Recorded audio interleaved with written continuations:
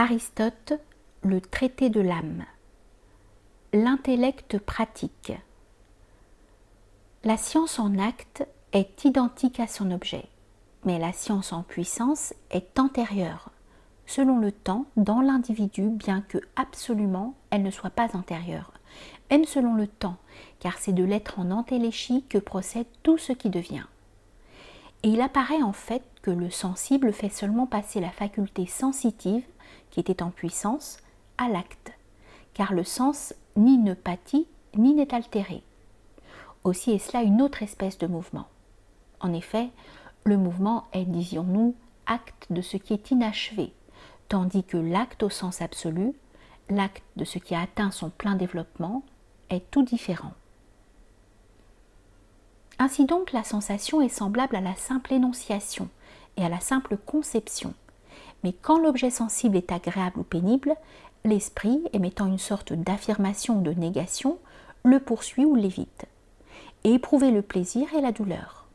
C'est agir par la faculté sensible, prise comme médium et en relation avec le bon ou le mauvais, en tant que tel. Et l'aversion et le désir sont donc les actes de la même faculté, autrement dit. La faculté de désir et la faculté d'aversion ne sont distinctes ni l'une de l'autre, ni de la faculté sensitive, bien que leur essence soit différente. Quant à l'âme dianoétique, les images remplacent pour elle les sensations, et quand elle affirme ou nie le bon ou le mauvais, elle fuit ou poursuit. C'est pourquoi jamais l'âme ne pense sans image. C'est ainsi, pour prendre un exemple, qu'il arrive que l'air rend la pupille de telle qualité. La pupille, à son tour, agit sur autre chose, et l'ouïe fait de même, tandis que le dernier terme est un et constitue un médium unique, bien que multiple dans son essence. Quant au principe par lequel l'âme juge que le doux diffère du chaud, nous l'avons indiqué plus haut, mais il faut le redire ici. Ce principe est une chose une, et une au sens où la limite est une et c'est sensible.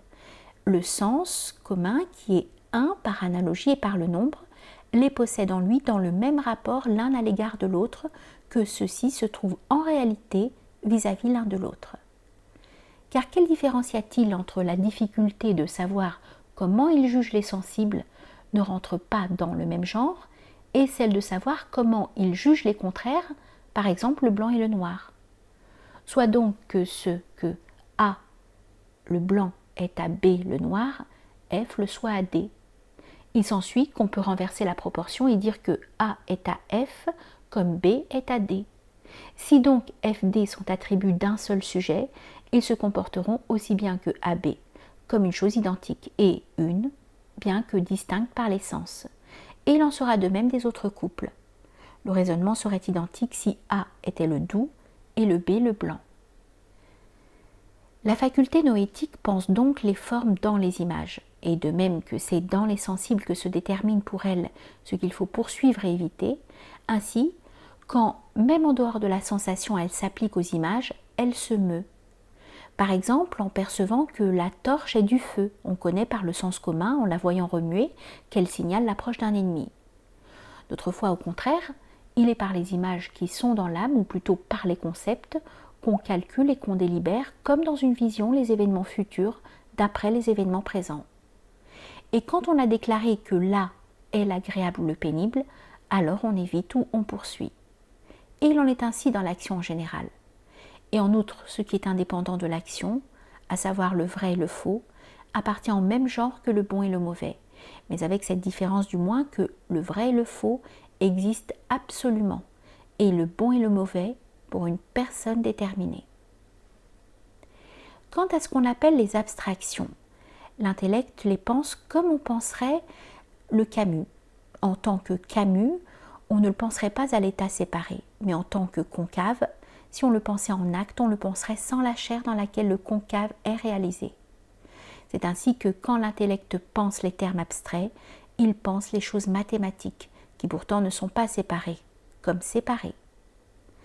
Et d'une manière générale, l'intellect en acte est identique à ces objets mêmes. Quant à la question de savoir s'il est possible que l'intellect pense une chose séparée sans qu'il soit lui-même séparé de l'étendue, oui, si c'est impossible, nous aurons à l'examiner ultérieurement.